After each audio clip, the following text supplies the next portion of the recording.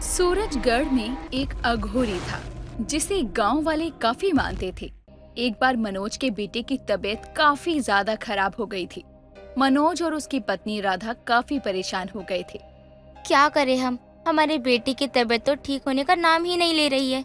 दिन पे दिन इसकी तबीयत इतनी ज्यादा खराब होती जा रही है। 2 दिन हो गए, इसने कुछ खाया पिया भी नहीं है। मैं खुद परेशान हूँ अपने बेटे को लेकर। पता नहीं किसकी नजर लग गई है, क्या हो गया इसे, कुछ समझ नहीं आ रहा है। वैद्य जी को दिखा दिया, डॉक्टर को दिखा दिया, कहीं कुछ असर नहीं हो रहा। मुझे तो बहुत डर लग रहा है, कहीं हमारे बेटे को कुछ हो ना जाए। इसका शरीर कैसे मुरझाया हुआ है, मुझे इसकी ये हालत देखी नहीं जा रही। सब करके देख लिया, अब क्या करें हम? दोनों काफी परेशान थे। तभी वहाँ गांव का मुखिया आता है और बोलता है, अरे मनोज, तुम्हारे बेटे की इतनी ज्यादा तबीयत खराब है और तुमने बताया नहीं। तुम्हें पता है ना, गांव का मुखिया हूँ मैं, और मैं अपने गांव वालों को परेशानी में भला कैसे छोड़ सकता हूँ। मुखिया जी, आप कुछ करिए ना, मेरे बेटे की हालत बहुत ज्यादा खराब हो गई है। हमने आसपास के गांव के डॉक्टर, वैद्य सबको दिखा लिया, लेकिन कुछ भी ठीक नहीं हो रहा है। हमें एक बार अघोरी जी के पास जाना चाहिए। अघोरी जी बड़े ज्ञान विज्ञान के देवता हैं। अरे क्या पता आपके बेटे की कुछ मदद वही कर पाए। मुखिया जी सही कह रहे हैं, हमने अपनी जान लगा के सब कुछ करके देख लिया, लेकिन कोई असर नहीं हुआ। इसी कारण एक बार अघोरी बाबा के पास जाके हमें देखना चाहिए। उन्होंने हमारे गांव के लिए कितना कुछ किया है, उनको तो कई शक्तियां प्राप्त है। क्या पता वो हमारी मदद कर दे, इसलिए हमें वहीं जाना चाहिए। आप मेरे बेटे को कहीं भी लेकर जाओ, लेकिन मुझे मेरा बेटा सही सलामत चाहिए, बिल्कुल ठीक। मुझे अपने बेटे को ऐसे अब और नहीं देखा जा रहा। मुखिया जी और मनोज अपने बेटे को लेकर शमशान घाट जाते हैं, जहाँ वो अघोरी रहता है। और अघोरी मनोज के बेटे के सर पर हाथ रखता है और बोलता है, अरे नहीं, ऐसा नहीं हो सकता है। क्या हुआ बाबा जी? क्या नहीं हो सकता? मेरा बेटा ठीक तो हो जाएगा ना? तेरा बेटे के ऊपर बुरी शक्तियों का साया है, और जब वो इसे अपने साथ लेकर नहीं जाएगी तब तक नहीं मानेगी। वो बहुत ही शक्तिशाली है, तेरे बेटे को लेने के लिए ही आई है। क्या मेरे बेटे के लिए आई है? लेकिन क्यों? मेरे बेटे ने किसी का क्या बिगाड़ा है? कुछ करिए ना बाबा जी, मैं आपके पाँव पकड़ता हूँ। बाबा, आप इतने बड़े अघोरी हो, आप तो कुछ भी कर सकते हो, बचा लीजिए मेरे बेटे को। ना ना, अब कुछ नहीं हो सकता तेरे बेटे का। अब जब तक वो बुरी शक्ति तेरे बेटे को अपने साथ लेकर नहीं जाएगी तब तक वो शांत नहीं बैठने वाली। उसने तेरे बेटे को पूरी तरह अपने वश में कर लिया है। अरे अरे, ऐसे मत कहिए। आपको तो पता है ना कि माँ बाप के लिए सबसे कीमती उनके बच्चे ही होते हैं। अगर वो बुरी शक्ति मनोज के बेटे के पीछे पड़ चुकी है तो इसका कोई ना कोई उपाय तो जरूर होगा। उपाय तो है, लेकिन उस उपाय को करना तुम लोगों के बस की बात नहीं। आप बस बताइए बाबा कि हमें क्या करना है। मैं अपने बच्चे को इस हालत में नहीं देख सकता। मुझसे अपने बच्चे की यह हालत देखी नहीं जा रही। बाबा, आप जो कहेंगे मैं सब करूंगा। आप बस बताइए मुझे करना क्या है। बुरी आत्मा को जान चाहिए, और तुम्हें अगर अपने बेटे की जान बचानी है तो तुम्हें कन्या की बलि चढ़ानी होगी, जिसका अभी तक मासिक चक्र शुरू ना हो। क्या अपने बच्चे की जान बचाने के लिए मैं किसी और की बेटी की बलि दूं? आप ये कह रहे हो? अरे अरे नहीं, ऐसा कुछ नहीं करना है। माफ करना अघोरी जी, हम आपकी बहुत इज्जत करते हैं, लेकिन ऐसे किसी की बलि चढ़ाना नहीं नहीं। चलो मनोज यहाँ से। मुखिया मनोज और उसके बेटे को जबरदस्ती वहाँ से लेकर चला जाता है, लेकिन अपनी बेटी को बचाने वाली बात मनोज के दिमाग में रहती है। और जैसे ही सब लोग सो जाते हैं और गांव में पूरा अंधेरा होता है, तो मनोज अपने पड़ोसी की बेटी, जो अपने परिवार के साथ घर के बाहर ही सो रही थी, उसे ले जाकर अघोरी को बलि चढ़ाने को देता है। कुछ दिनों के बाद मनोज के बेटे की तबीयत बिल्कुल ठीक हो जाती है। अब ऐसे ही धीरे धीरे गांव से छोटी बच्चियां गायब होनी शुरू होती हैं। कुछ दिनों के बाद गांव में एक नियति नाम की लड़की आती है, जो कि राधा के घर जाती है और राधा से बोलती है, देखिए, मेरा इस दुनिया में कोई नहीं है, मेरे रहने का कोई ठिकाना नहीं है। क्या आप मुझे अपने घर में शरण दे सकती है? मैं आपके घर के काम में मदद करवा सकती हूँ।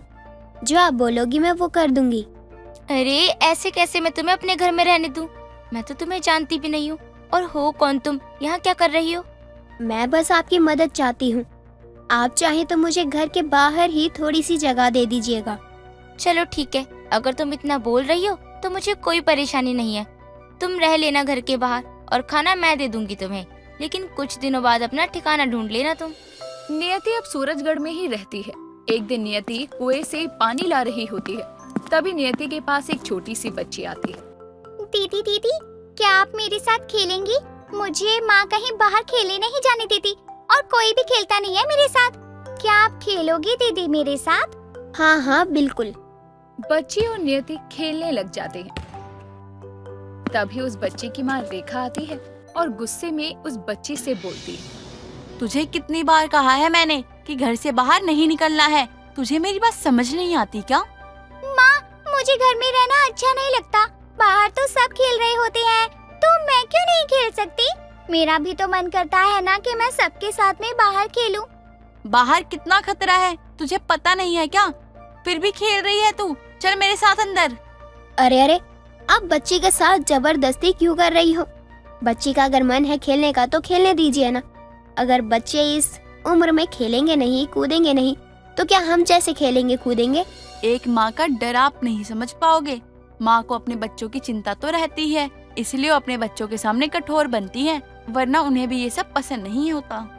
माँ का प्यार मैं समझ रही हूँ, लेकिन माँ का डर समझ नहीं पा रही हूँ। अगर आपकी बच्ची बाहर खेलना चाहती है तो इसमें डरने वाली क्या बात है? छोटी बच्चियाँ घरों से गायब हो रही हैं, उनका कुछ अता पता ही नहीं मिल पा रहा है, और तुम कहती हो कि हमें डरना नहीं चाहिए। अरे भगवान न करे कल को हमारी बच्ची गायब हो गई तो हम क्या करेंगे?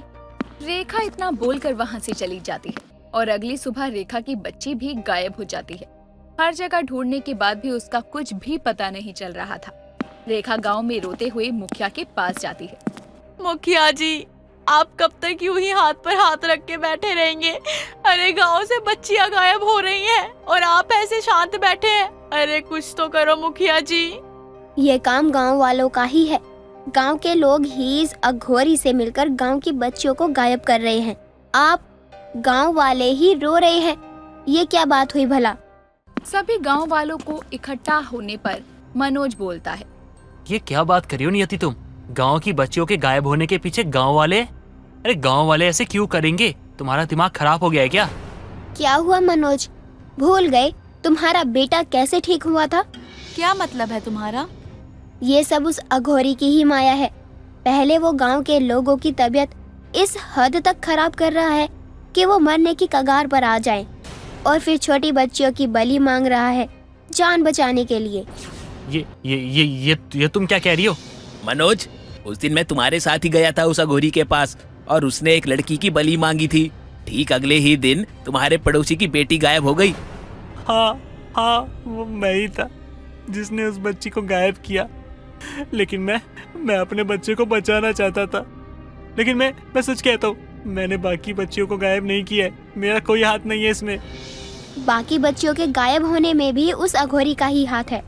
इतना कहकर नियति गांव वालों के साथ शमशान घाट जाती है, जहां काफी सारी बच्चियां थी। गांव वाले बच्चियां देखकर हैरान हो जाते हैं और अघोरी बोलता है, आखिर तू आ ही गई। तुझे बुलाने के लिए मैंने क्या क्या नहीं किया। अब देख तेरे सामने ही इन बच्चियों की बलि देकर मैं कैसे शक्तिशाली हो जाऊंगा। नियति अपने नागिन रूप में आती है और पूंछ से अघोरी की गर्दन पकड़ लेती है। तूने मेरी बच्ची की बलि दी थी ना, ताकि तुझे मेरी बच्ची के जरिए नागिन की शक्तियां मिले। ये तेरी जिंदगी का सबसे बड़ा पाप है। बलि देकर तू शक्तिशाली बनना चाहता था ना। नियति नागमणि प्रकट करती है और उस अघोरी के सर पर रखकर उसे वहीं मार देती है और सभी बच्चियों को आजाद कर देती है, जिसके बाद वो वहाँ से गायब हो जाती है।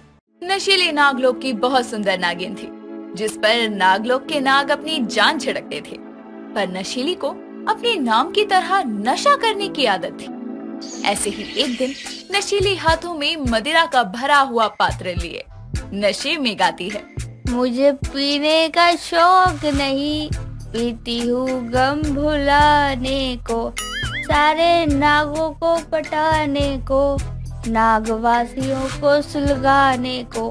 नशीले की आवाज सुनकर वहाँ केशव नाग आता है और उसे अपनी बाहों में संभालते हुए कहता है, हे भोलेनाथ, नशीली, मैंने तुमसे कितनी बार कहा है कि नशा मत किया करो। ये सब तुम्हारी सेहत के लिए अच्छा नहीं है। अरे मेरी जान, मेरे प्रेमी केशव, मुझे कुछ नहीं होगा। नशीली के नाम में ही नशा है। तो नशा मुझे कुछ नहीं कर सकता। आओ ना, तुम भी मेरे साथ चाहत के 2 जाम लगा लो। नहीं नहीं, अब ना तुम जाम लगाने जा रही हो, ना ही मैं। चलो गुफा में आराम करो, थोड़ी देर बाद तुमको होश आ जाएगा। केशव की बातें सुनते सुनते ही नशीली उसकी बाहों में सो जाती है और केशव उसे अपनी बाहों में उठाकर उसकी गुफा में ले जाता है और आराम करने के लिए उसे वहीं छोड़ देता है। कुछ वक्त बाद जब नशीली होश में आती है तो खुद से कहती है, अरे मैं यहाँ कैसे आ गई? मैं तो मदिरा पान कर रही थी, पर यहाँ कौन लाया? चलो कोई नहीं, जो लाया ले आया, पर मेरा नशा उतर गया, मुझे और नशा चाहिए। इतना कहकर नशीली अपनी गुफा में छुपा कर रखी हुई मदिरा की बोतल को तलाशने लगती है, पर सभी बोतल अब खाली हो चुकी थी। तभी वहाँ पर नशीली की दोस्त रमिता आकर उससे कहती है, अरे नशीली, क्या तलाश कर रही हो? रमिता, नशीली नशा तलाश रही है। अरे नशीली, ये सब मत पिया करो। देखो तुम मुझे बताओ मत, मुझे क्या करना है और क्या नहीं करना, बस मेरे साथ चलो। कहाँ पर? धरती लोक चलो। इतना कहकर रमिती नशीली को अपने साथ धरती लोक ले जाती है, जहाँ वो दोनों शराब की ठेके पर पहुँचती है, जहाँ एक आदमी शराब की बोतल हाथ में लिए दूसरे हाथ से सिगरेट पी रहा था।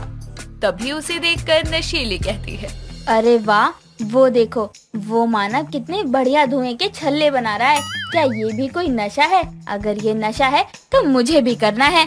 अरे पागल हो गई हो क्या? एक तो नशा करती हो, वो क्या कम है जो अब ये नशा करने चली हो? नशीली का काम ही नशा करना है, तो नशा करना तो हक है मेरा। इतना कहकर नशीली रमिता को वहीं छोड़कर उस आदमी के पास जाती है और उससे बोलती है, ये क्या है जिससे धुआं निकल रहा है? अरे मैडम, नशा मैंने किया है, मैं की बातें आप कर रही हो। क्योंकि मेरी रग रग में नशा है। बताओ इसे क्या कहते हैं?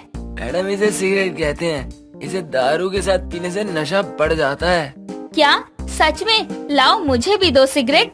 हाँ हाँ, ले लो, जला भी दूं? हाँ हाँ। इतना कहकर नशीली सिगरेट को अपने मुंह में रखती है और वो आदमी लाइटर से उस सिगरेट को जला देता है, जिसके बाद नशीली एक के बाद एक सिगरेट के छल्ले बनाने लगती है और वापस से रमिता के पास आकर कहती है, रमिता, तुम भी सिगरेट पियोगी क्या? नहीं, मुझे ये सब नहीं पीना। अरे रमिता, पी ले, यही जिंदगी है, जी ले। मैं अपनी जिंदगी जी रही हूँ, पर तूने ये क्या बला ली है हाथों में? ये सिगरेट है, उस आदमी से ली है हमने। आज से मदिरा का नशा बंद और सिगरेट का नशा चालू। जल्दी बुझा इसे और वापस से नागलोक चल। अरे ऐसे कैसे चले जाएं? रुक जा, पहले सिगरेट तो ले लेने दे। पर कहाँ मिलेगी? उस आदमी को ही पता होगा, उसे ही कहती हूँ।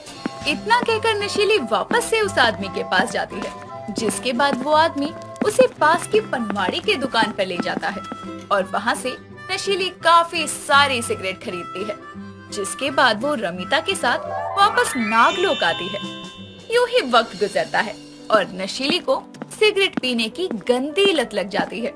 वो नागलोक में सभी से छुपती छुपाती सिगरेट के छल्ले बनाती रहती। ऐसे ही एक दिन नशीली अपनी गुफा में सिगरेट पी रही थी कि तभी उसे किसी के आने की आहट होती है और नशीली अपनी सिगरेट का सुट्टा मारकर बाकी की सिगरेट नीचे फेंक देती है और उसे पैर से बुझाकर उस पर खड़ी हो जाती है। तभी वहाँ नशीली की माँ अमृता आती है। अरे नशीली, तू यहाँ? मैंने पूरा नागलोक छान लिया, तू कुछ बोल क्यों नहीं रही है? और ये क्या गंदी सी महक आ रही है? आज से पहले तो नागलोक में ये महक कभी सूंघी ही नहीं। कुछ बोल क्यों नहीं रही है तू? नशीली ज्यादा देर धुआं अपने मुंह में नहीं रख पाती और वो धीरे धीरे उसके नाक और मुंह से बाहर आने लगता है। ये देखकर अमृता घबरा जाती है और कहती है, हे भोलेनाथ, ये क्या हो गया नशीली तुझे? तू सुलगते हुए कोयले की तरह धुआं क्यों दे रही है? माँ, कुछ नहीं हुआ मुझे, शांत हो जाओ। अरे ऐसे कैसे नहीं हुआ? देखा मैंने अभी तुझे धुआं छोड़ते हुए। माँ, मैं धुआं नहीं छोड़ रही थी, सिगरेट पी रही थी और आप आ गई। बस आपसे छुपाने के लिए मैंने धुआं मुंह में रोक लिया, पर वो रुक ही नहीं पाया। सिगरेट क्या होता है? ये कहाँ से मिला तुझे? अमृता की बात सुनकर नशीली जल्दी से अपनी छुपा कर रखी हुई सिगरेट की डब्बी में से एक सिगरेट निकाल कर जलाती है और उसे पीते हुए कहती है, माँ, इसे कहते हैं सिगरेट। ये नशा मैं धरती लोक से लेकर आई हूँ। आओ, आप भी मेरे साथ मिलकर पियो। शर्म नहीं आई तुझे एक नागिन होकर नशा करते हुए? तेरा नाम नशीली इसलिए नहीं रखा कि तू ये सब नशा कर सके। माँ, आपको जो कहना है कहो, पर मैं सिगरेट पीती रहूंगी। इतना बोलकर नशीली सिगरेट पीती हुई गुस्से में वहाँ से चली जाती है। अब हर कोई नशीली की सिगरेट पीने की आदत के बारे में वाकिफ था, पर किसी की भी परवाह किए बिना नशीली लगातार सिगरेट पिया करती। ऐसे ही एक दिन केशव नशीली के पास आता है और उसे अपने साथ धरती लोक ले जाता है, जहाँ वो उसे एक हॉस्पिटल में लेकर जाता है और उसे धूम्रपान की वजह से बीमार हुए लोगों से मिलवाता है, जो अपनी जिंदगी और मौत के बीच में झूल रहे थे और उनके अपने उन्हें ऐसे देखकर तड़प रहे थे। ये सब देखकर नशीली की आंखों में आंसू आ जाते हैं और तभी केशव कहता है, देख लो, ये भी वही लोग हैं जिनके माता पिता और उनके प्यारों ने उनको बहुत समझाया, पर वो नहीं माने और लगातार नशा कर करके आज खुद को इस हाल में ले आए हैं। और उनके अपने इन्हें देखकर कैसे दर्द में तड़प रहे हैं। ये जो सिगरेट तुम इतने शौक से पी रही हो, यही वजह है इन सब के यहाँ होने की, क्योंकि अंदर से इंसान हो या नागिन, हर किसी को खत्म कर देती है। अब आके तुम देख लो, तुम्हें जो भी करना है। केशव की बात सुनकर नशीली शांत हो जाती है और कुछ नहीं कहती, जिसके बाद वो दोनों नागलोक वापस आते हैं और केशव कहता है, क्या हुआ नशीली, कुछ तो कहो, सब ठीक तो है ना, बोलो। नशीली केशव के गले लग जाती है और जोर जोर से रोते हुए कहती है, मुझे माफ कर दो केशव। मुझे नहीं पता था कि मैं अपनी जिंदगी और सेहत के साथ इतना बड़ा खिलवाड़ कर रही हूँ। मुझे नशा करने की ऐसी गंदी लत लग गई थी कि मैं सब भूल गई थी, पर आज सब सच को अपनी आंखों से देखा है मैंने। एहसास हुआ है कि जीवन कितना अमूल्य है और मैं इसे ऐसे ही बर्बाद कर रही थी। आज के बाद मैं कभी नशा नहीं करूँगी। नशीली रो मत, मैं हूँ ना, सब ठीक हो जाएगा, कुछ नहीं होगा तुम्हें तुम्हारी गलती का एहसास हो गया, यही बहुत बड़ी बात है। बस अब कभी इस नशे को अपनी जुबान से मत लगाना। इस तरह नशीली का नशा करना हमेशा के लिए छूट जाता है और वो सभी नाग नागिनों के साथ घुल मिल कर रहने लगती है। नागलोक में शीतलहर चल रही थी। चारों तरफ चल रही बर्फीली हवाओं में नागलोक को बर्फ से ढका हुआ था। ये सब कुछ नागिन विशु अपने कक्ष के झरोखे से देख रही थी। तभी कक्ष में विशु की माँ नागिन मीनाक्षी आती है, जो अपनी पुत्री को झरोखे के पास देखकर बोलती है, पुत्री, झरोखे से क्या देख रही हो? पूरा नागलोक तो बर्फ की चादर से ढका हुआ है। हाँ माँ, ये तो मैं भी देख रही हूँ, लेकिन इस बार नागलोक में इतनी बर्फ कैसे? नागलोक का वातावरण पृथ्वी लोक से विपरीत है। इस वक्त पृथ्वी लोक पर अत्यधिक गर्मी पड़ रही है। वहाँ का तापमान बहुत ज्यादा गर्म है, इसलिए नागलोक में उसके विपरीत बहुत ज्यादा ठंड पड़ रही है। इसका मतलब मुझे इस ठंड से बचने के लिए पृथ्वी लोक जाना चाहिए, वरना यहाँ के तापमान में तो मैं स्वयं बर्फ बन जाऊंगी। विशु अपनी माँ के कक्ष से जाने के बाद अपनी सखी नव्या को जादुई गोले पर संदेश भेजती है अपने पास आने का। नव्या नागिन ये संदेश प्राप्त करते ही विशु नागिन के कक्ष में प्रकट होकर उससे कहती है, तुमने मुझे बुलाया विशु? हाँ नव्या, तुम्हें पता है इस बार नागलोक में अत्यधिक ठंड पड़ने का कारण क्या है? पृथ्वी लोक, क्योंकि पृथ्वी लोक पर अत्यधिक गर्मी है, इसलिए नागलोक में उसके विपरीत ठंड है। तो क्या हम पृथ्वी लोक चले? इस ठंड से कुछ समय की ही सही राहत तो मिलेगी। उपाय तो सही है, लेकिन किसी को पता चल गया तो? नहीं, ऐसा नहीं होगा। हम अपनी केचुली को अपना रूप देकर यहाँ बैठा जाएंगे ना। लेकिन हमारी केचुली हमारा रूप लेगी तो वो एक मूर्ति बनी रहेगी, ना ही कुछ बोलेगी, ना ही कोई हरकत करेगी। इससे किसी को पता चल गया तो? नहीं पता चलेगा। हम दोनों को सोती हुई अवस्था में इस कक्ष में छोड़कर जाएंगे। नव्या को विशु का ये उपाय बहुत अच्छा लगता है, जिसके बाद बिना देरी किए हुए वो अपनी केचुली को अपना रूप देकर नागलोक से धरती लोक की ओर प्रस्थान करते हैं और वहाँ तेज तापमान में आकर विशु नव्या से कहती है, नव्या, यहाँ का तापमान तो सच में अत्यधिक है। पृथ्वीवासी कैसे यहाँ इतना ताप सहकर रह पा रहे हैं? बर्फ खाकर, वो देख। नव्या विशु को एक आइसक्रीम की रेडी की तरफ करती है, जहाँ लोगों की भीड़ थी। ये देखकर विशु और नव्या भी उस भीड़ के पास जाते हैं और वहाँ पर भीड़ में से एक औरत से पूछते हैं, सुनिए, यहाँ इतनी भीड़ क्यों है? आप बता सकती हैं? अरे देख नहीं रही हो क्या कितनी गर्मी है? तो इस गर्मी से राहत पाने के लिए लोग आइसक्रीम खरीद रहे हैं। इस आइसक्रीम पार्लर से तुम भी ले लो, वरना गर्मी के कारण बेहोश हो जाओगी। उस औरत की बात को सुनकर नव्या और विशु अपनी शक्तियों से धरती लोक की मुद्रा प्रकट करते हैं और उससे आइसक्रीम खरीद कर खाने लगते हैं। दोनों नागिनें जैसे ही आइसक्रीम को चखती हैं, तो एक साथ कहती हैं, ये तो मीठी बर्फ है। सही कहा ना?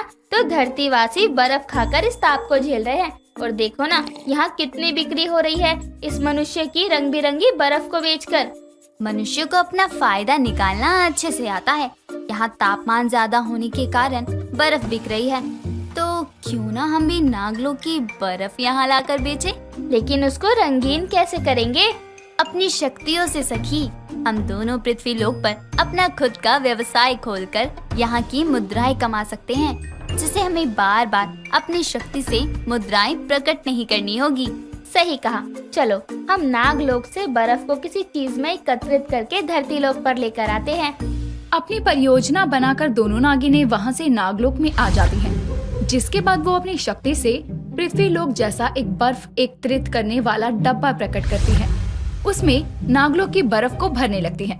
अपना काम पूरा होने पर वो दोनों जैसे ही वहाँ से प्रस्थान करने को होती हैं, तभी वहाँ नागलोक का एक नाग नयन आता है, जो दोनों को एक विचित्र डब्बा लेकर जाते हुए देखकर कहता है, अरे नागिन विशु और नागिन नव्या, कहाँ जा रही हो आप लोग?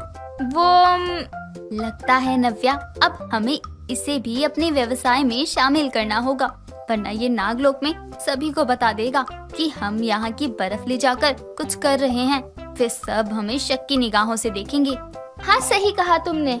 अरे आप दोनों खुद ही बात करती रहोगे या मुझे भी बताओगी कि आप दोनों कहाँ जा रही हो और ये विचित्र सी वस्तु क्या है आपके हाथों में? नयन नाग, हम आपको सब बताते हैं, लेकिन यहाँ नहीं, आप हमारे साथ पृथ्वी लोक पर चलिए। विशु नव्या और नयन के साथ पृथ्वी लोक आती है और उसके बाद नयन नाग को सब कुछ बता देती है।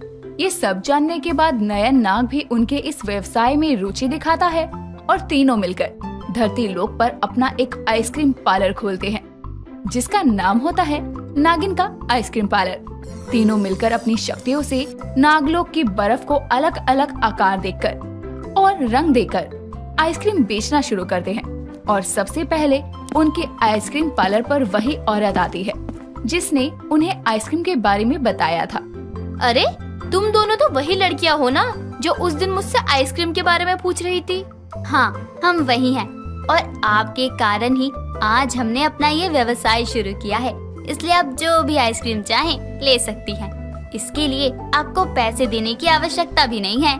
सच में? तो मुझे सबसे महंगी वाली आइसक्रीम दे दो। उस औरत के आइसक्रीम मांगने पर नव्या उसको बर्फ के डब्बे में से एक बड़ी सी आइसक्रीम देती है और वो औरत खुशी खुशी उसको लेकर घर जाती है। लेकिन कुछ दूर जाकर ही वो उसकी आइसक्रीम पिघलने लगती है और बिना खाए ही। ये देखकर उसे बहुत ज्यादा गुस्सा आता है। लेकिन जब तक वो वापस जाती, उस आइसक्रीम पार्लर पर लोगों की बहुत भीड़ थी। ये देखकर वो औरत कहती है, नागिन का आइसक्रीम पार्लर है, लेकिन ये तो सच में नाग निकले। बताओ, फ्री की आइसक्रीम देकर खुश किया, लेकिन मुझे क्या पता था कि ये आइसक्रीम खाए बिना ही पिघल जाएगी। खैर अब बोलूं भी क्या, फ्री की जो थी। चल शांता घर चल, फ्रिज में से बर्फ निकाल कर खा लियो।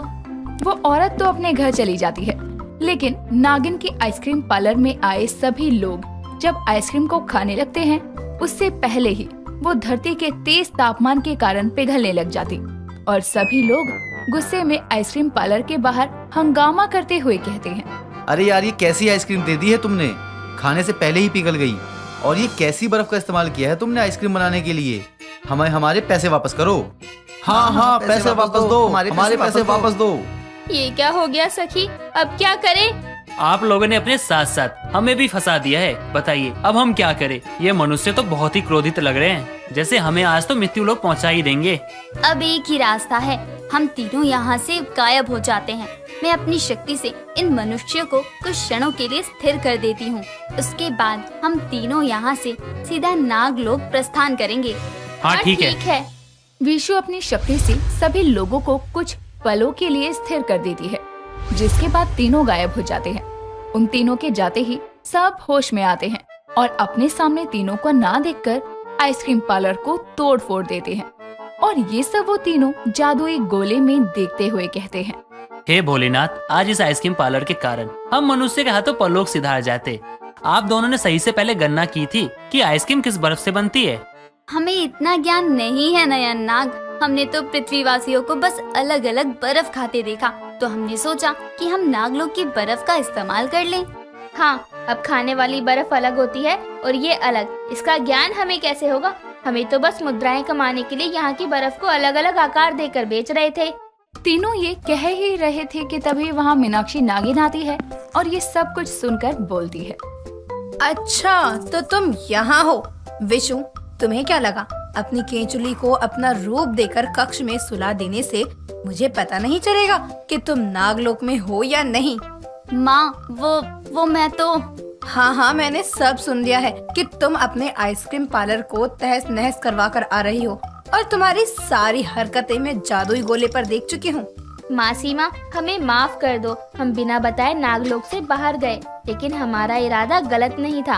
हमने सोचा था कि नागलोक की बर्फ का सही इस्तेमाल हो जाएगा और हम कुछ मुद्राएं कमा लेंगे, क्योंकि आपको तो पता है कि जब भी हम पृथ्वी लोक पर वहाँ की मुद्राएं प्रकट करते हैं तो यहाँ के खजाने में कमी होती रहती है। अच्छे से जानती हूँ नव्या पुत्री, इसलिए मैं यहाँ आई हूँ ताकि मैं तुम तीनों को सही मार्ग दिखा सकूँ। चलो मेरे साथ।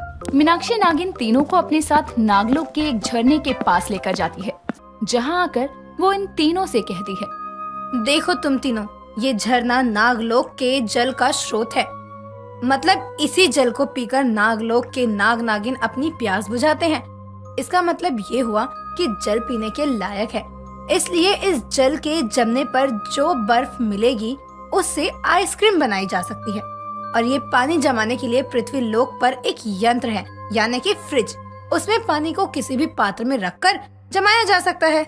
माँ, तो ये यंत्र हमें पृथ्वी लोक पर ही मिलेगा ना? हाँ, इसलिए अब अगर तुम दोबारा से अपना ये पार्लर खोलोगी तो जिस हिसाब से मैंने बताया है ठीक उसी तरह से खोलना।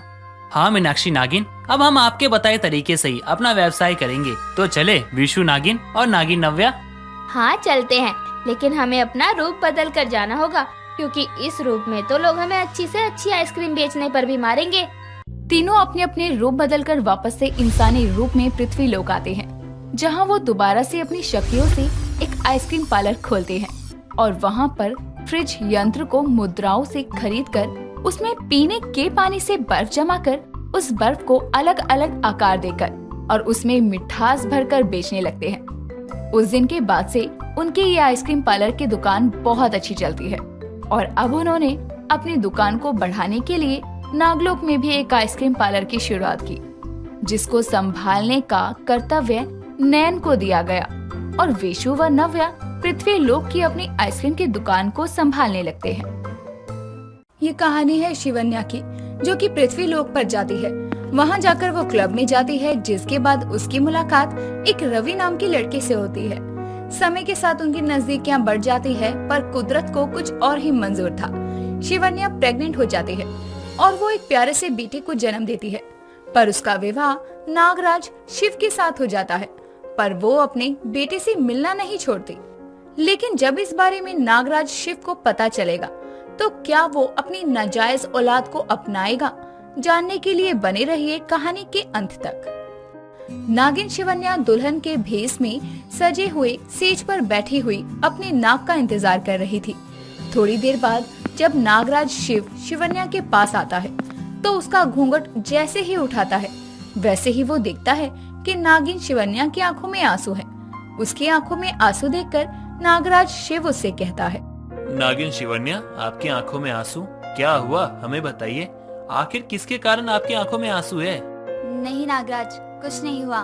आज हमारी पहली रात है ना, तो बस इसलिए हम थोड़ी सी घबरा रहे हैं। ओह अच्छा, तो हमारी अर्ध नागिन को घबराहट हो रही है, तो इसका क्या उपाय निकाला जा सकता है? यदि हमें पता होता तो हम आपको बता देते ना। कोई बात नहीं, आप चिंतित मत होइए। हम आपको तब तक हाथ नहीं लगाएंगे जब तक आप हमें इजाजत ना दें। इतना बोलकर नागराज शिव अपना तकिया और कंबल लेकर वहाँ से अपने सोफे पर चला जाता है और सो जाता है। कुछ देर बाद जब नागराज गहरी निद्रा में चला जाता है तब नागराज को इतनी गहरी नींद में सोता देखकर नागिन शिवन्या उनके पास जाती है और नागराज के माथे के ऊपर हाथ रखकर खुद से कहती है, नागराज, हमें माफ कर देना। जाने अनजाने में हमने आपको बहुत दुख पहुंचाया, पर हम आपको दुख नहीं देना चाहते।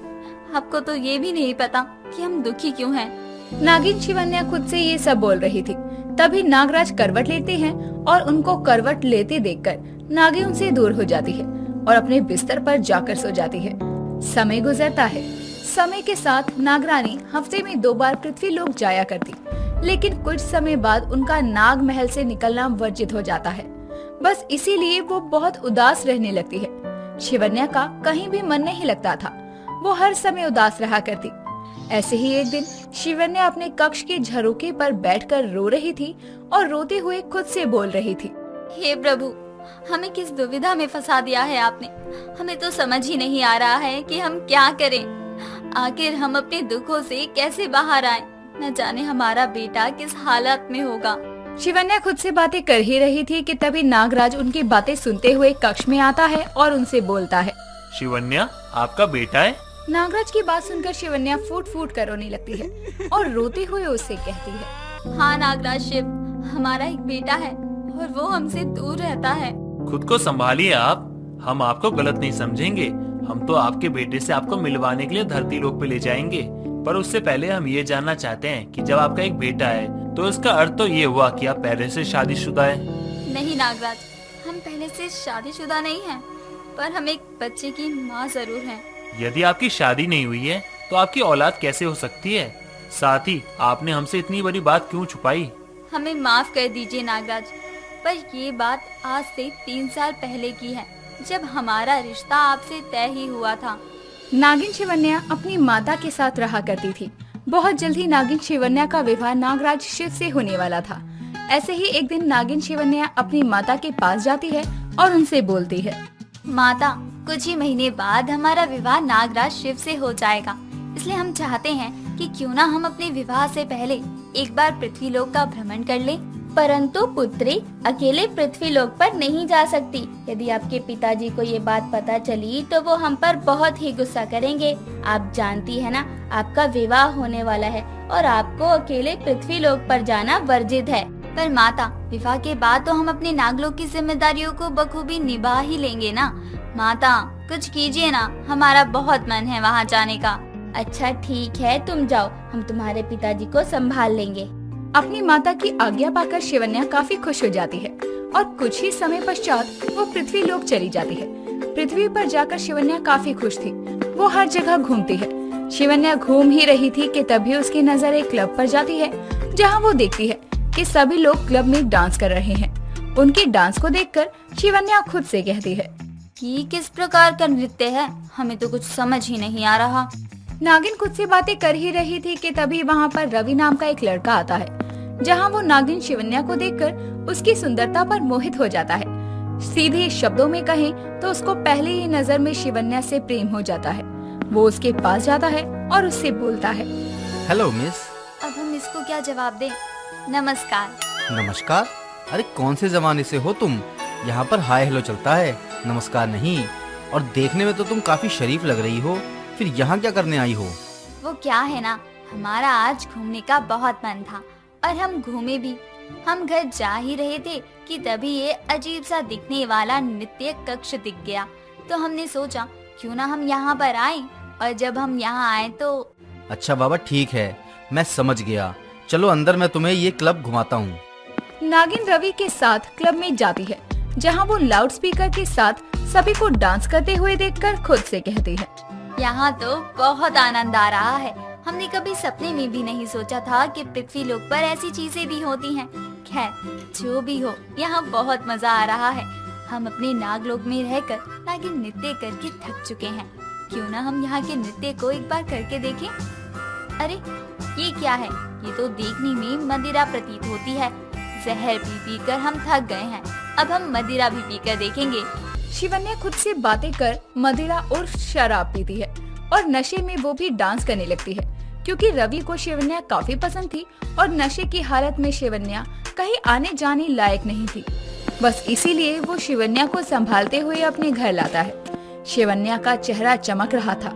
उसकी सुंदरता देखकर रवि खुद को उसके करीब जाने से रोक नहीं पाता, जिसके बाद वो दोनों ही एक दूसरे के प्यार में विलीन हो जाते हैं। अगली सुबह जब शिवन्या की आंख खुलती है तो वो खुद को रवि के साथ देखती है।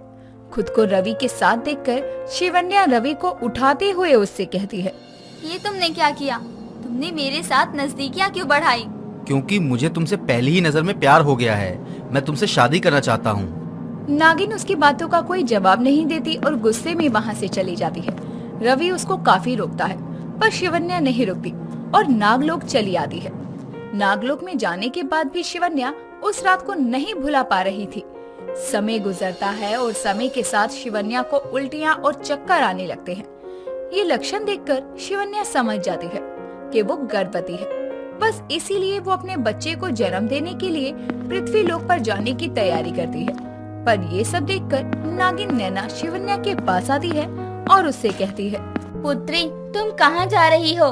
माँ, हम विवाह करने से पहले पृथ्वी लोक पर जाकर कुछ महीनों की तपस्या करना चाहते हैं। जैसे ही हमारी तपस्या पूर्ण होती है, हम वापस आएंगे, क्योंकि नागलोक की जिम्मेदारी संभालना हमें नहीं लगता कि आसान है। अपनी पुत्री की समझदारी वाली बातें सुनकर नागिन नैना भी कुछ नहीं बोलती और नागिन शिवन्या भी पृथ्वी लोक पर जाकर अपने बच्चे को जन्म देती है। ये थी हमारी कहानी नागराज।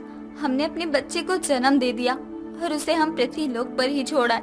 आपके साथ विवाह के पश्चात भी हम अपने बेटे से मिलने अक्सर जाया करते हैं, पर कुछ समय से हम नहीं जा पा रहे थे। हमें उसकी बहुत चिंता हो रही है। भले ही वो नागलोक की नजरों में नाजायज औलाद कहलाए, पर वो है तो हमारी ही औलाद। हमें माफ करना, हम आपके दुखों का एहसास तो नहीं कर पा रहे, लेकिन हम आपको रोते हुए देखकर ये तो कह सकते हैं कि आप अपने बेटे से मिलने को कितनी बेचैन हैं। आप फिक्र मत कीजिए, आप हमारी पत्नी हैं और हम आपके आंखों में आंसू नहीं आने दे सकते। हम धरती लोक पर आपके साथ चलेंगे और हमारे बेटे को यहाँ नागलोक में लेके आएंगे। उसमें भले ही इंसान का खून है, पर वो आने वाले समय में नाग बनेगा, साथ ही इस नागलोक का होने वाला नागराज भी। शिव का साथ देखकर शिवन्या को बहुत अच्छा लगता है, जिसके बाद नागराज शिवन्या के साथ पृथ्वी लोक के अनाथालय जाते हैं, जहाँ शिवन्या रवि को देखती है। साथ ही रवि की नजर भी शिवन्या पर पड़ती है और उसको देखकर रवि शिवन्या से बोलता है, मैं जानता हूँ कि तुम यहाँ पर अपने बेटे को लेने आई हो, पर ये मत भूलो कि ये बेटा तुम्हारे अकेले का नहीं बल्कि मेरा भी है। मैंने तुम्हें ना जाने कहाँ कहाँ ढूंढा, पर तुम मुझे कहीं नहीं मिली। आखिर तुम कहाँ चली गई थी शिवन्या? देखो, मैं आज भी तुमसे शादी करने को तैयार हूँ। हम हमारे बच्चे के साथ खुश रहेंगे। हम तुमसे विवाह नहीं कर सकते, क्योंकि हमारा विवाह हो गया है। और हम तुम्हें एक और सत्य बताना चाहते हैं कि हम तुम्हारे जैसे कोई मामूली इंसान नहीं, बल्कि एक इच्छाधारी नागिन है। हमारा मेल कभी नहीं हो सकता, इसलिए हम तुम्हारे पास कभी नहीं आए। और अब हम अपने बेटे को यहाँ से ले जाने आए हैं, क्योंकि वो भी 25 सालों बाद एक नाग बन जाएगा। नहीं, अगर तुम एक नागिन हो और मैंने नागिन से प्यार किया है, तो मैं उसकी निशानी को साथ लेकर रहना चाहता हूँ। क्या हो गया अगर मेरा बेटा एक नाग होगा, तो मैं उसको संभाल लूंगा। शिवन्या, मैंने तुमसे प्यार किया है और मैं नहीं चाहता कि नागलोक में किसी को ये पता चले कि उसकी नागरानी की एक नाजायज औलाद भी है। तुम्हें जब भी हमारे बेटे से मिलना हो तो तुम आ जाना, पर तुम मेरे बेटे को अपने साथ लेकर नहीं जा सकती। रवि की बात कहीं ना कहीं बिल्कुल सही थी, बस इसीलिए वो उसकी बात मान जाती है और अपने नागलोक चली जाती है। पर जब भी उसको उसके बेटे की याद आती तो वो उससे मिलने आ जाती। उर्विका नागिन जो अपने बचपने में ही रहती थी, उसे यहाँ वहाँ घूमना फिरना अच्छा लगता था। वो बस अपने मन की ही करती। ऐसे ही एक दिन उर्विका नागिन अपनी सखी मंदाकिनी नागिन के साथ अपने कक्ष में बैठकर बातें कर रही थी। तभी मंदाकिनी नागिन बोलती है, उर्विका नागिन, तुम बार बार अपने आप को बहुत श्रेष्ठ समझती रहती हो ना। केवल लोगों को परेशान करना ही श्रेष्ठ नहीं होता है। अगर खुद को इतनी ही बड़ी नागिन समझती हो तो जो मैं बोलूं वो करके दिखाओ तुम, तब मैं मानूं कि जो तुम बोल रही हो वो सत्य है। मैं जो भी करती हूँ तुम्हारे ही समक्ष करती हूँ, फिर भी तुम्हें मेरी बातों पर संदेह हो रहा है। संदेह तो नहीं है, किंतु जो मैं बोलूंगी वो अगर तुम पूरा करो तब मुझे पूरा यकीन होगा। मुझे किसी बात का कोई भी भय नहीं है। बताओ मुझे क्या करना होगा, मैं वो सफलतापूर्वक पूर्ण करूंगी और फिर तुम्हें पता चलेगा कि मैं केवल बोलती ही नहीं हूँ, अपनी बातों को पूर्ण भी करती हूँ। तो ठीक है, तुम्हें धरती लोक पर जाना होगा, वो भी पूरे 1 पहर के लिए। बताओ, जाओगी? क्या धरती लोक पर, वो भी पूरे 1 पहर के लिए? क्या हुआ, अब तुम्हें किसी बात का भय लग रहा है क्या? अगर मेरी बात को नहीं मान सकती हो तो मुझे बता दो, मैं मान जाऊंगी कि तुम बस एक बड़बोली नागिन हो, तुमसे होता कुछ नहीं है। नहीं, मैं बड़बोली नागिन नहीं हूँ। मैं धरती लोक पर जाऊंगी और वो भी पूरे 1 पहर से ज्यादा समय धरती लोक पर बिता कर आऊंगी। फिर देख लेना तुम कि मैं केवल बातें ही नहीं करती। और हाँ, अगर तुम्हारे ये धरती लोक जाने का भेद खुल गया और नागलोक में सबको पता चल गया, तब भी तुम मेरा नाम नहीं लोगी। अगर ये बात भी मंजूर है तो ही जाना धरती लोक पर तुम। मुझे मंजूर है। अब तो मैं तुम्हारे सामने अपना धरती लोक भ्रमण भी पूरा करूंगी और तुम्हारा मुख भी बंद करवाऊंगी। तभी तुम्हें पता चलेगा कि मैं केवल बोलने वाली नागिन नहीं हूँ। अब आएगा ना मजा। बहुत परेशान करती थी नागलोक के सभी नाग नागिनों को। अब जब धरती लोक पर जाएगी और खुद परेशान होगी, तब पता चलेगा। मैं धरती लोक पर जा रही हूँ, ये बात अब तुम किसी को बता मत देना। उर्विका इतना बोलकर अपनी शक्तियों की मदद से धरती लोक पर चली जाती है और धरती लोक पर वहाँ के लोगों की तरह ही अपनी वेशभूषा भी अपनी शक्तियों से बदल लेती है। उसके बाद उर्विका यहाँ वहाँ भ्रमण करने लग जाती है। काफी देर तक चलने की वजह से उर्विका बहुत थक जाती है और विश्राम करने के लिए जगह की तलाश करने लगती है। कुछ देर बाद उर्विका लोगों की भीड़ के पीछे एक क्लब में जाती है, जहाँ डिस्को लाइट जल रही थी। चारों तरफ हुक्के का ही धुआं था। ये देखकर उर्विका कहती है, ये कौन सी अद्भुत जगह है। इस जगह के बारे में तो मैंने पहले कभी नहीं सुना और यहाँ इतना धुआं है, ऐसा लग रहा है मैं स्वयं स्वर्ग की यात्रा में हूँ। चारों तरफ जगमग हो रखा है। कितनी अच्छी जगह है। यहाँ पर जो मनुष्य है वो तो अपने मुख से धुआं भी निकाल रहे हैं। बहुत ही अद्भुत है ये तो। उर्विका क्लब को देखकर बहुत ही हैरान हो जाती है। उर्विका ने ये माहौल पहली बार देखा था, बस इसीलिए उसे बहुत ही अच्छा लगता है। उर्विका क्लब में यहाँ वहाँ घूमने लगती है। तभी उसकी टक्कर एक रोहित नाम के लड़के से हो जाती है, जो हुक्के से छल्ले बना रहा था। रोहित उर्विका को देखकर कहता है, आय हाय, क्या बवाल हो। आपकी टक्कर से तो पूरी बॉडी में करंट दौड़ने लग गया, मजा आ गया। सुनिए, मुझे आपसे कुछ प्रश्न पूछने हैं। यदि आप बुरा ना माने तो मैं पूछ सकती हूँ? प्रश्न? अरे स्कूल का कोई एग्जाम पेपर थोड़ी है जो आप प्रश्न पूछोगी। हम क्लब में खड़े हैं, जो पूछना है पूछो। वैसे भी तुम्हारी बातें ना बुरी मानने वाली नहीं है, दिल को छू लेने वाली होंगी। ये जो आपके मुख से धुआं निकल रहा है, ये आपके पास कोई शक्ति है? कहाँ से आई ये शक्ति? यहाँ पर तो सबके मुंह से धुआं निकल रहा है। क्या ये शक्ति मेरे पास भी आ सकती है? मैं भी अपने मुख से धुआं निकालना चाहती हूँ। बस इतनी सी बात। ये धुआं नहीं, छल्ले हैं। और ये कोई शक्ति नहीं, बल्कि हुक्के से किया है हमने। हुक्के को पीते हैं और ऐसे अपन मुंह से छल्ले बनाते हैं। यहाँ पर ना सबको छल्ले बनाने आते हैं। तुमको सिखाओ क्या मैं? बड़ा ही अजीब प्राणी है। एक तो इसकी बातें समझ नहीं आ रही, शक्तियों के छल्ले बनाना बोल रहा है। किंतु कोई बात नहीं, एक बार मुख से धुआं निकालने की शक्तियाँ मिल जाए, फिर कौन सा मैं इससे बात करने वाली हूँ। क्या हुआ, हुक्का पीना सीखना है क्या तुम्हें? मेरा टाइम खराब मत करो, सीखना है तो बोलो। अरे हाँ, मुझे तो सीखना ही है हुक्का पीना। वो तो बस मैं ऐसे ही बातों में खो गई थी। चलो मैं तुम्हें सिखाता हूँ। ये बहुत ही मजेदार चीज है। तुम भी याद करोगी कि तुम्हें किसी ने हुक्का पीना सिखाया था। वैसे तो मैं बहुत सी लड़कियों को हुक्का पीना सिखा चुका हूँ, अब तुम भी सही।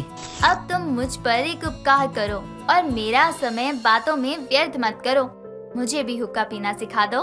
हाँ, चलो ना, मैं भी तुम्हें कह रहा हूँ। उर्विका इतना बोलकर रोहित से हुक्का पीना और छल्ले बनाना सीख लेती है। उसके बाद उर्विका बहुत देर तक हुक्का ही पीती रहती है और उससे छल्ले भी बनाती है। उर्विका क्लब में बहुत ही मजे करती है। उसे समय का होश ही नहीं रहता। और कुछ देर बाद जब उर्विका को नागलोक की याद आती है, तो वो तुरंत अपनी शक्तियों की मदद से नागलोक चली जाती है। उर्विका की किस्मत बहुत अच्छी थी कि नागलोक में किसी को कुछ पता नहीं चलता। उसके बाद उर्विका कई बार धरती लोक पर आती है और हुक्का पीने लगती है। धीरे धीरे उर्विका की आदत हो जाती है। कुछ दिनों बाद उर्विका धरती लोक से हुक्का नागलोक में भी लेकर चली जाती है और वहाँ भी हुक्का पीने लगती है। उर्विका के कक्ष से धुआं आ रहा था ये देखकर उसकी माँ नागमाता हैरान हो जाती है और बोलती है, उर्विका, तुम्हारे कक्ष से इतना धुआं क्यों आ रहा है? कहीं कोई अग्नि तो नहीं लगी ना? नहीं माता, कोई अग्नि नहीं लगी है, आप निश्चिंत रहें। ये तो मैंने धरती लोक से कुछ शक्तियाँ प्राप्त की हैं। क्या धरती लोक से शक्तियाँ सीखी है? किंतु पुत्री, तुम धरती लोक पर गई कब और धरती लोक से शक्तियाँ सीखी? किंतु वहाँ पर किस प्रकार की शक्तियाँ होती है? मैंने तो कभी नहीं सुना। माँ, आपको नहीं पता, किंतु धरती लोक पर कुछ प्राणियों के पास बड़ी ही विचित्र शक्तियाँ हैं। वहाँ पर मनुष्य अपने मुख से धुआं भी निकालना जानते हैं। अपने मुख से धुआं? लेकिन ये सब कैसे संभव है? यदि मुख से अग्नि निकल रही है तो ये संभव हो सकता है, किंतु ये भी मनुष्य के द्वारा संभव नहीं है। तो मुख से धुआं कैसे संभव हो सकता है? माँ, धरती लोक पर एक यंत्र है, हुक्का। उसके इस्तेमाल से हम भी अपने मुख से धुआं निकाल सकते हैं। पता है आपको, मैंने भी हुक्के का इस्तेमाल करना सीख लिया है। मुझे तो हुक्का बहुत पसंद है। यदि हुक्के से कोई हानि हुई तो? क्योंकि मनुष्य का शरीर और हमारा शरीर तो अलग है। हम नाग नागिन हैं, तो उनके यंत्र का हम कैसे इस्तेमाल कर सकते हैं? हमें कोई हानि हुई तो? माँ, आप कैसी बातें कर रही हो? शरीर भले ही अलग हो, लेकिन भोलेनाथ की ही रचना से हम और मनुष्य आते हैं। यदि हुक्का हमारे लिए हानिकारक होता है तो मनुष्य के लिए भी हानिकारक होता होगा ना? नहीं पुत्री, तुम इसका इस्तेमाल नहीं करोगी।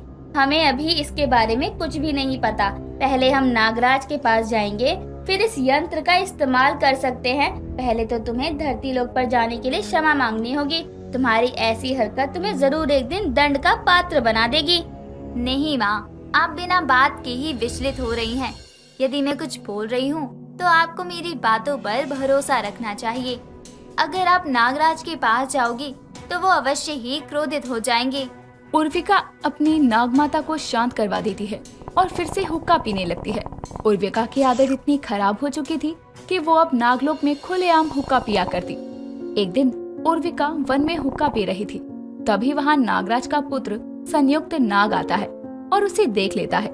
ये देखकर वो कहता है, तुम्हारे मुख से धुआं क्यों आ रहा है? तुम यहाँ बैठकर क्या कर रही हो? मैं यहाँ वहाँ कहीं भी कुछ करूँ, तुम्हें उससे क्या लेना देना? नागराज के पुत्र हो, इसका मतलब ये तो नहीं ना कि तुम कहीं भी किसी से कोई भी प्रश्न करने लग जाओ। अपना कार्य करो। तुम नागराज के पुत्र की अवहेलना कर रही हो? तुम्हें पता है ना, इसके लिए तुम्हें दंड भी मिल सकता है। हाँ, तो मैं किसी से डरती नहीं हूँ। जाओ, नागराज को बता दो, मुझे क्या। उर्विका की बात सुनकर संयुक्त को क्रोध आता है और वो अपने पिता नागराज को वहाँ बुला लेता है। नागराज को वहाँ देखकर उर्विका को भी क्रोध आ जाता है और वो क्रोध में अपने अर्धनागिन रूप में आती है और हुक्का पीते हुए बोलती है, तुम्हारी इतनी हिम्मत, तुमने अपने पिता को यहाँ बुला लिया। कोई बात नहीं, मैं भी नागिन हूँ। अभी तुम्हें डसकर तुम्हें और तुम्हारे पिताजी को सबक सिखाती हूँ कि वो नागराज है तो क्या, मैं भी नागिन हूँ, नागिन। इतना बोलकर उर्विका हुक्का पीने लगती है और जैसे ही संयुक्त को डसने लगती है, उसके मुंह से धुआं और हुक्के द्वारा बनाए गए छल्ले निकलने लगते हैं और ये देखकर नागराज बोलते हैं, उर्विका नागिन, धरती से नशे वाला यंत्र लेकर आई हो, ऊपर से नागलोक में इसका इस्तेमाल कर रही हो। पूरे नागलोक में हास्य का कारण बनी है ये। पिताजी, आप सही बोल रहे हैं। मुझे भी यही लग रहा था कि ये यंत्र धरतीलोक का ही है, किंतु अब क्या होगा? अब हास्य का कारण बनी है ये। ऊपर से नागलोक के नियमों का उल्लंघन भी किया है, तो दंड तो अवश्य मिलना ही चाहिए। तुम्हें पता नहीं है, ये हुक्का शरीर के लिए बहुत नुकसानदेह होता है। नागराज उर्विका को यही दंड देते हैं कि अब वो धरती लोक पर जाए और लोगों को हुक्का ना पीने के लिए समझाए।